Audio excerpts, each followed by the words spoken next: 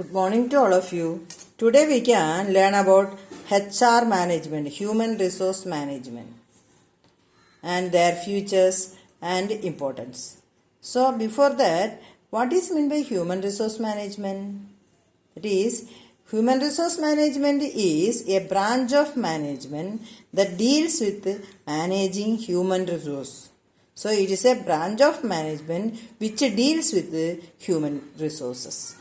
Okay, so there is one definition. Human resource management is a function of management concerned with hiring, motivating, maintaining people in an organization.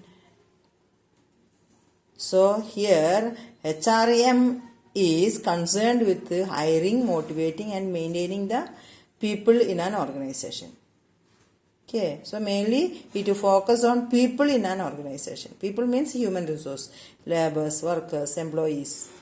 Okay, so according to Yoder, Dale Yoder, human resource management as the effective process of planning and directing the application, development and utilization of human resource in employment.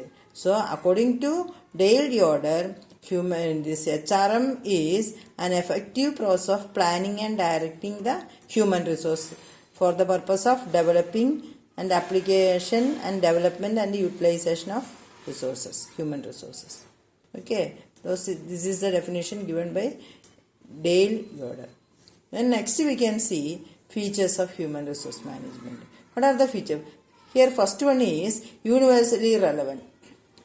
Human resource management has universal relevance because only human resources are the only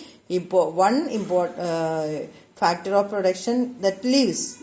Okay, so the approach and style varies depending upon the nature of organization structure. It is applicable in all the levels, not only in the higher level, top level, middle level as well as lower level. Then goal oriented. The accomplishment of organizational goal is made possible through best utilization of human resources. So why they are utilizing best utilization of human resources is necessary. That is, best utilization of human resources is necessary for the achievement of their goal. Second one is it is a systematic. Third one is systematic approach. Human resource management giving more importance for systematic approach of managing the human resources. Systematically they are approaching the human resources. Then next one, it is all pervasive. Here the existence of human resource, the effective management of available human resources is very important. Here the management or the organization should effectively utilize the available human resources. Available human resources can be effectively utilized. The next is it is a continuous process because of the reason that the organizations are running so many years. So this control of this human resources are also a continuous process. Then it is a dynamic activity.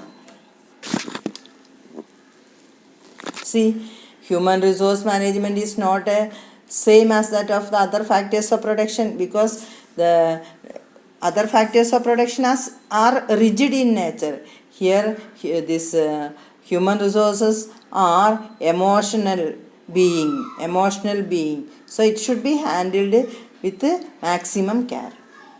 Then it is an integrative tool. Main idea behind the managing of human resources is to motivate them, to participate with them and coordinate all the activities. So the managerial persons are coordinating all the activities and motivating all the human beings in order to achieve their goals. Then it focuses on development. Here the human resource management focuses more on the development of human resources. They are focusing more for the development of human resources. Then human resource management, both the science as well as an art. It is a science and it can be proved through experiments.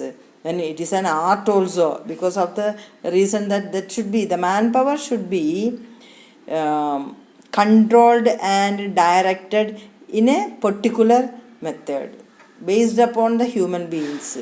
Human resources, nature may be of different types, different manner.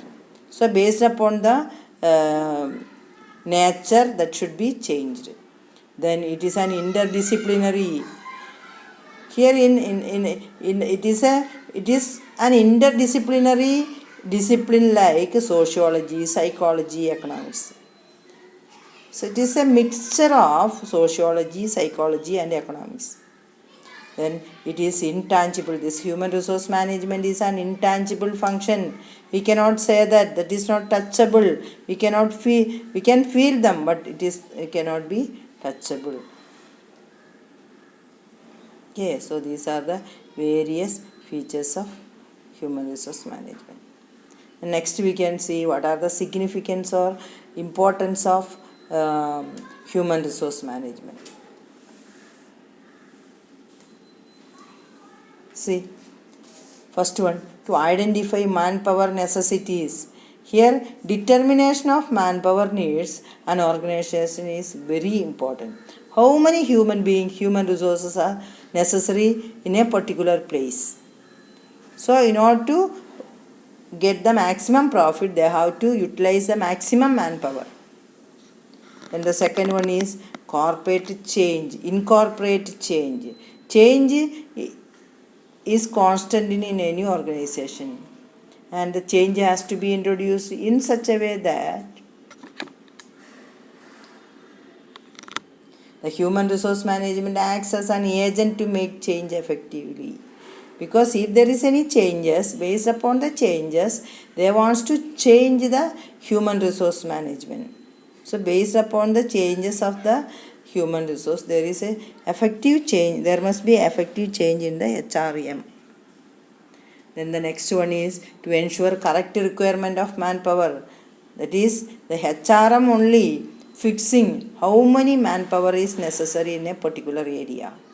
So fixing the correct requirement is the importance of this HRM. Then select right man for the right job. That is, each and every person, those who are appointed in a particular place, should be appointed on a principle that right man for right job.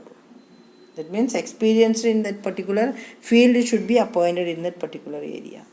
Then update the skill and knowledge. Here human resources knowledge and skill must be updated based upon the latest technical improvements. Okay, that can be done only through development and training programs. Development programs and training programs are arranged by the organization to improve the skill and knowledge of the human resource and appraise the performance of the employee. If the employees are performing, human resources are performing well, that should be appraised by the head of the organization. Appraisal means providing incentives, motivating them, and in order to, by way of motivating them, they can improve their talents and skills. Then improve competitive advantages.